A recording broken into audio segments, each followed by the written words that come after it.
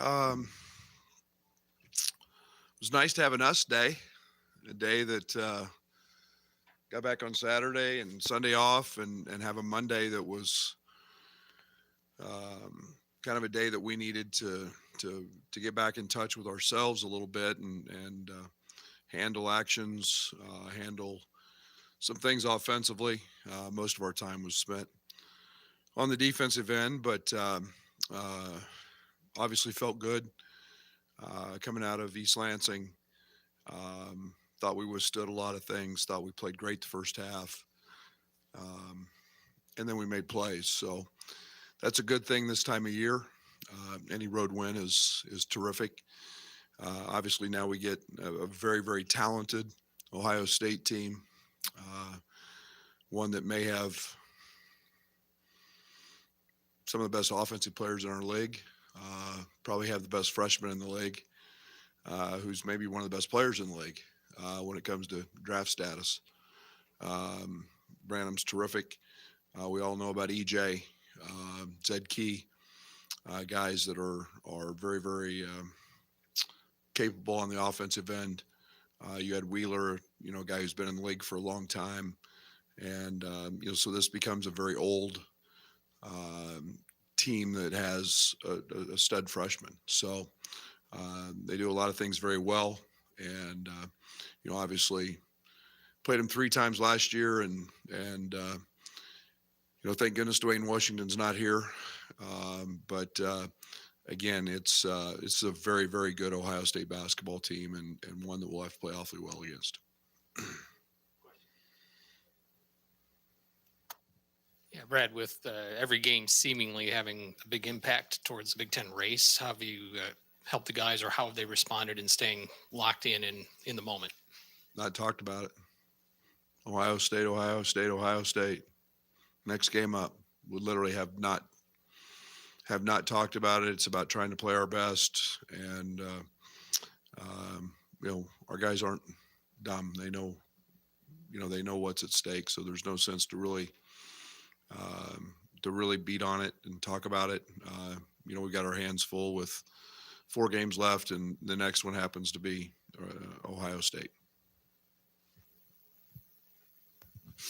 Brad, given the uniqueness of Andre, and I think he's probably at 17 roughly practices now, how have you guys found the right approach to get him worked back into this, just with games coming so quickly here? Yeah, yes, guys, days where we could actually get him on the practice court, and I like mixing lineups up. I've always been a guy that likes looking at different lineups a couple days out, and that's been advantageous because I can play he and Trent together. I can play them against each other. We can work on things that that we didn't get to when he wasn't here. So every day that he's out there is a day that he gets more comfortable. He's getting in much better shape.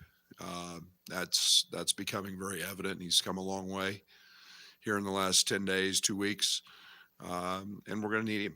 There's no doubt about that. We'll need him down the stretch. You talked about needing Andre, but you seem to be using him in a little bit of a different role than you did early in the season, and even last year, playing him off the ball a little bit. What's the process been of trying to get him comfortable playing in a different role offensively a little bit? Yeah, it's just a matter of we're putting him in a lot of the same situations we put Io in. And it wasn't where he had to right away a ball screen and put him in a play, and 6 seconds the possession's over. It's just a matter of getting him into an action. Sometimes he starts off of it, sometimes he's on it. Some of it's matchup based. So it's just a matter of lengthening a possession and then getting him in a ball screen. Same things we did with Io, we're doing with him. And then I guess kind of at the end of the game, you had Andre and Trent on the floor a lot kind of there at the end. What do you kind of like about those lineups and having them both kind of on the floor as ball handlers at the same time? Well, they're both really good defenders. I mean, really, really good defenders. I mean, nobody talks about how good, everybody talks about how good Trent was. Andre Curbelo is an elite defender. And, that's the best part of, trying to get him back in shape is the ability to fight ball screens and the ability, with his length, he blocked a jump shot. In the Michigan State game, he's tremendous. He's got great anticipation. He's a great defensive rebounder.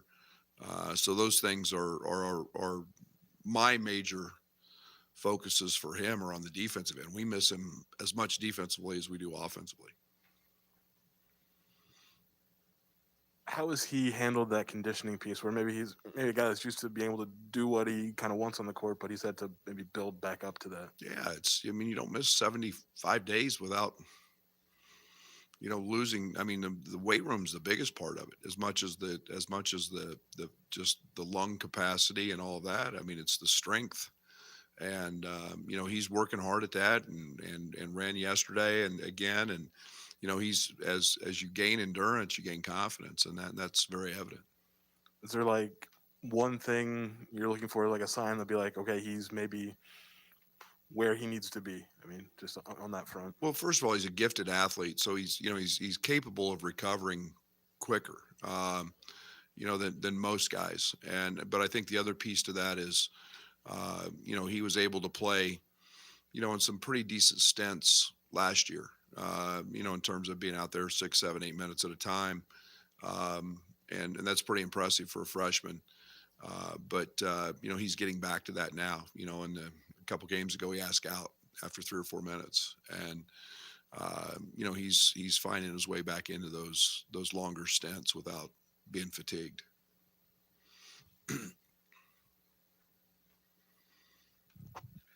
Brad, we saw Curbelo out there late against Michigan State. Is that kind of a statement to how good he is on defense and how you trust him as a defender? And how is that a way for him to get on the court more and play more minutes up to, kind of where he was as a freshman? Well, I think the answer to your first part, yes. I mean, there's no doubt we trust him. He's a very good ball handler. He's a guy that has a knack for making big plays and the right plays, and I trust his defensive ability. He's proven that. I think that as he continues to feel his way through this and get back to it, I'm gaining confidence, and we can't forget that we've also got one of the leading scoring duos in the country, and Plummer and him and Kofi. And one of the things we want to make sure is we got 3 really good guys at that spot, and we want to help keep them fresh and manage their minutes as well. So, I got a lot of confidence in all 3 of those guys. Coach, with Brandon kind of coming on and scoring a lot more, does that change the scout on Ohio State and how you defend them? Now that they have 2 guys really that can put up 25 points on any night.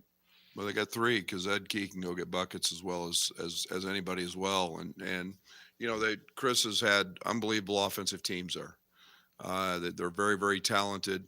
Branham's 6'6". He gets downhill. He's a guy that the ball is in his hands, and they are setting tons of ball screens with him and playing out of that. And then you've got EJ as a pop threat. You've got EJ as a post up threat. So, Kyle Young plays a lot. The other night, Zed wasn't in as much, so they got pick and pop threats at the other spots. And it's a nice luxury to have when you've got guys who are versatile and can do a lot of things. But, Branham's pushed him over the top from that standpoint. He's just a guy that, gets downhill and scores, and they trust him with the ball as a freshman.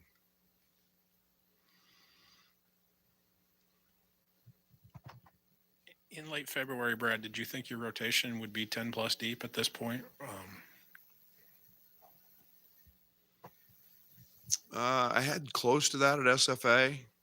Part of that was blowouts.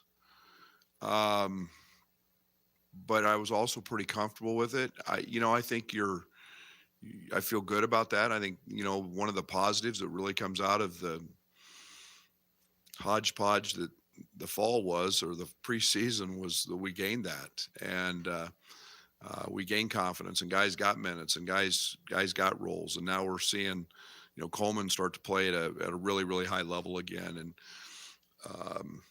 so I'm excited about that. How maybe unique is the Big Ten this season, where almost maybe half the teams, you guys included, could have a player that'd be like, yeah, we think he's the best player in the conference, and that hasn't changed maybe all season. Well, I think the one thing that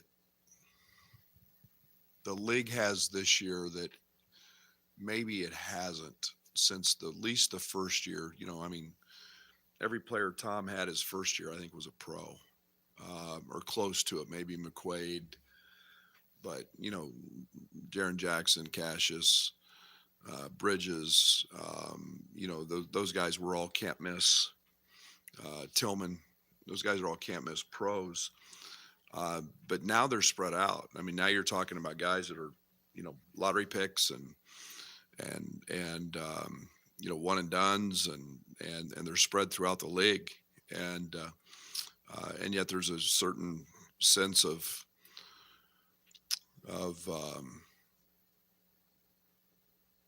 scariness to that.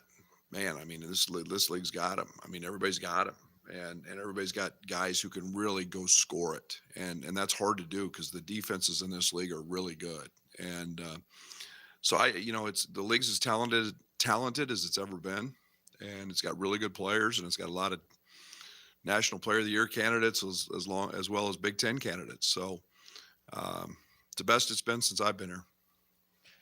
When you think back to this process of getting Andre back involved in the rotation and getting him back into practice and just back involved in general, what's been the most difficult thing for you as a coach to kind of handle in this situation? Well, first of all, I mean, I'm just glad he's back playing. The seriousness of that was there. I mean, I was concerned that he would be, in trouble for the season. But I think anytime you play without a guy for a while, you get comfortable in a groove. You learn to withstand that. And now when you got to mix him back in, and he's really talented, and you want him out there because you trust him and you know what he's capable of doing, you can't just forget about the other team's, the other guy's chemistry, and that you can't forget about the fact that in this case, he didn't come back and be in a position to be in great shape. He wasn't, that wasn't afforded him with this injury. So, it's been amplified, magnified times 10, because of those things. But, to his credit, he has been phenomenal. And, his work approach has been great. And so it's nice to have a guy that understands that. Any update on Ben? Are you expecting him to be available tomorrow night? Ben's in concussion protocol. Brad, when Corbello came into the program, how was his passion for defense then versus now? And kind of have you instilled that, as the program instilled that defense into him, or has that been him since day one? Well, he's always had an uncanny ability to do the right thing on the defensive side. He's just that guy. He's got a great feel. He's got a great instinct. He's been taught the game at a very early age, so he knows concepts. And then it was just a matter of being, physically strong enough to, here's how we handle ball screens. Here's what we do. Here's how tough you've got to be, and then, demanding that he not do it 1 out of every 3 possessions, that he do it every possession. And, but he's been phenomenal on that side of the court. What have your impressions been of Coleman over the last 4 games or so, and how did you guys get him back to this high energy point like this? Yeah, I think that he's been great. I mean, he's made plays that nobody else on our team's making and can make, blocks and great passes. And, but most of it is his credit, and our staff is, he has got his butt back in the gym. He's accepted coaching, and he's started work again. And, with that, good things happen. And I keep saying that, but it's very true. And now his confidence has grown, and we've seen that in practice. And so you're not afraid to put him back in the game. and now he's playing at an elite level. We've heard you use the back in the gym point a couple times when talking about him. Was that something? Is it more now than it was a month and a half ago? I mean, it seems like you've made Yeah. that statement a few times. Yeah, I think one of the things that everybody has to go through is find out when adversity hits how you want to deal with it. You know, if you want to be a guy that blames everybody else and a guy that makes excuses, or if you want to be a guy that just knuckles down and gets back in the gym and works and works your way through it. And you know, there's no easy way to do that. And yet the season's not stopping. We couldn't stop and wait on Coleman. We had a lot of conversations. Our coaches, kept talking to him, and to his credit, I mean, that kid wants to win in the worst way. He's ultra competitive, and you know, he had to go through some of that. And now he's coming out on the other side of that, much better. And happy for him, happy for us.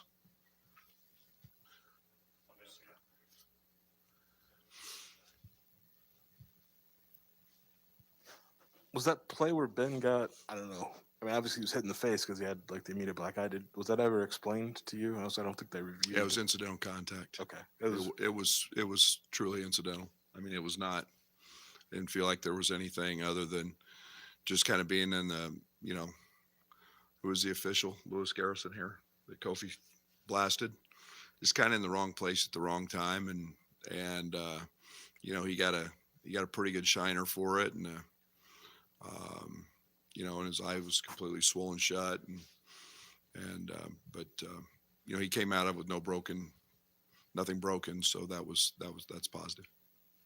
You talked earlier about all the NBA talent that's in the league. EJ Liddell's obviously one of those guys who started to see his name back half the lottery, top 20.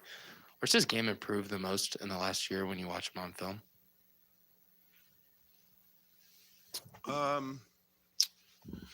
Probably a better question for Chris. I think the one thing that he's always proven that he can be a very good shooter. Last year was almost all as a 5-man, you know, where he was playing mismatched all the time, you know, with a big guy guarding him, and he was very successful doing that.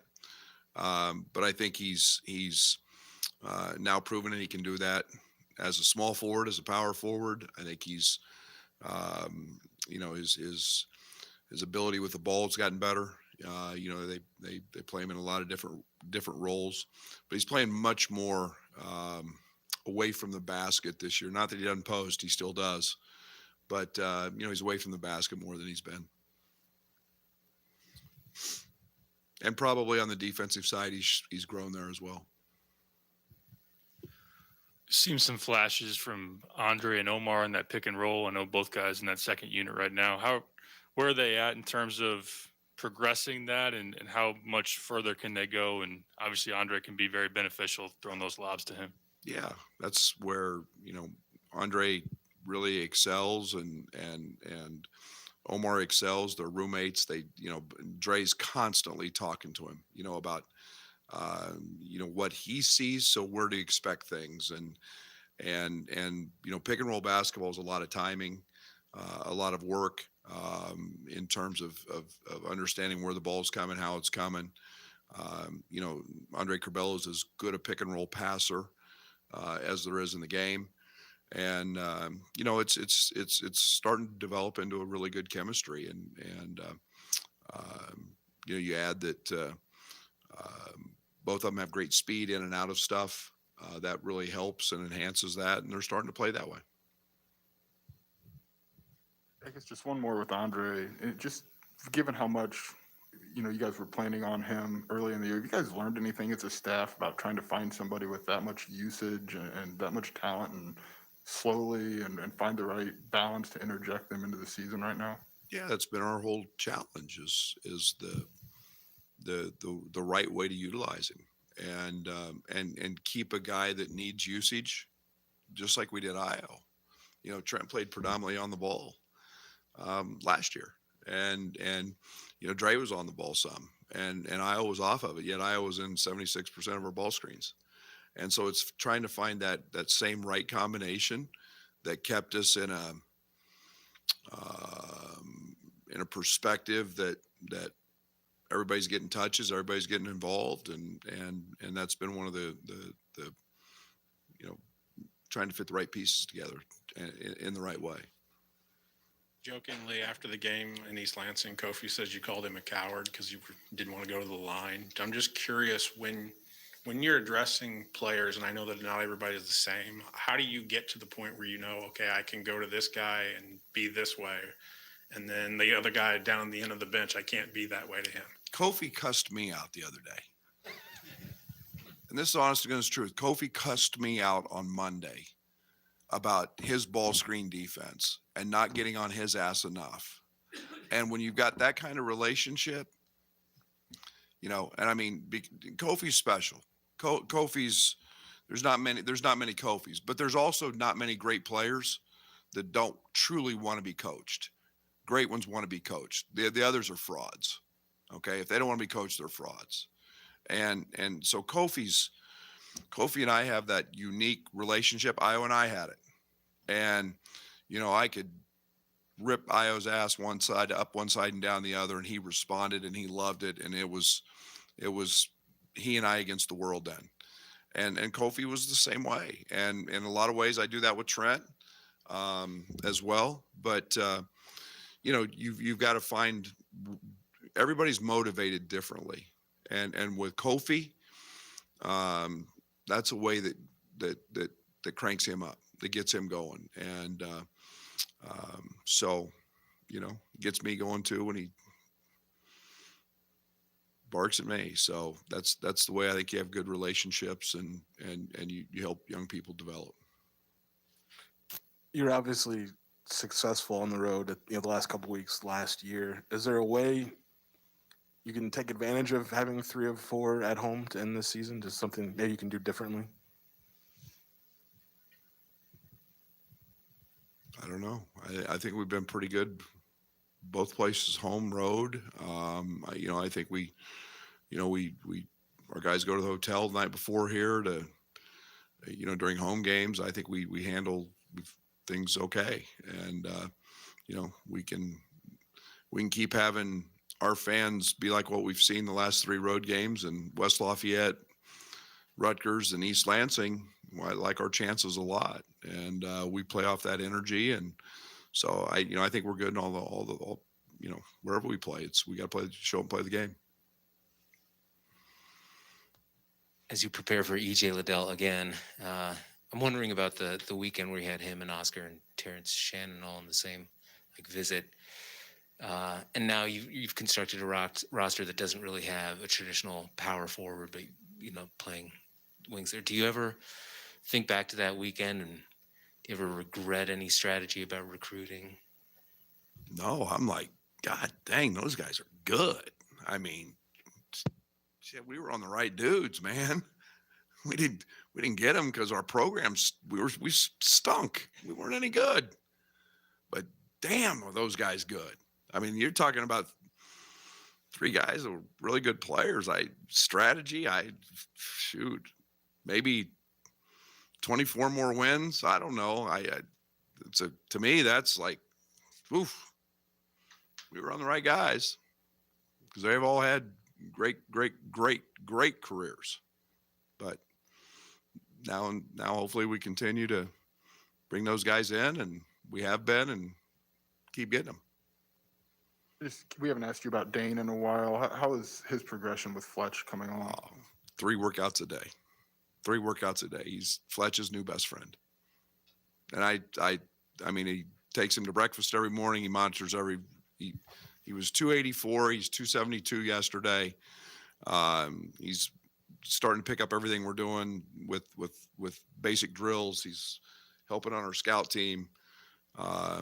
He's doing everything that a guy who's setting out should do. And that's all you can ask. Brad, is RJ healthy, or is there something you can update us about that? In terms of being able to practice today and play tomorrow? RJ's had an appendicitis. Okay. He had an emergency surgery last night. He will be out.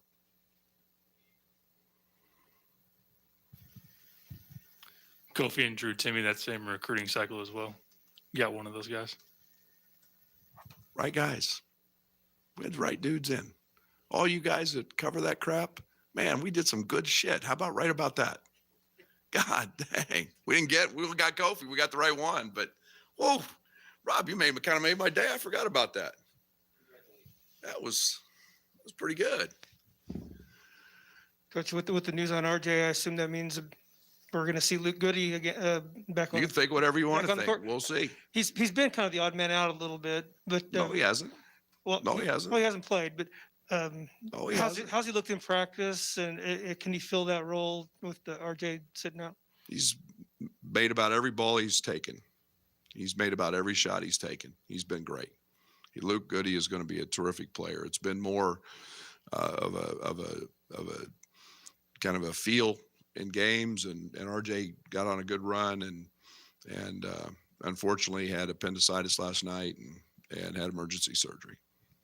Speaking of the freshmen, how happy are you with their progress, especially with RJ and Luke getting significant-ish minutes in the rotation? I love all of them. Yeah. I've said it 100 times. This group of freshmen is going to be really good. Brandon Pajemski has been tremendous. He has 3 23-year-old guards in front of him, or 2, and another preseason All-American in front of him right now.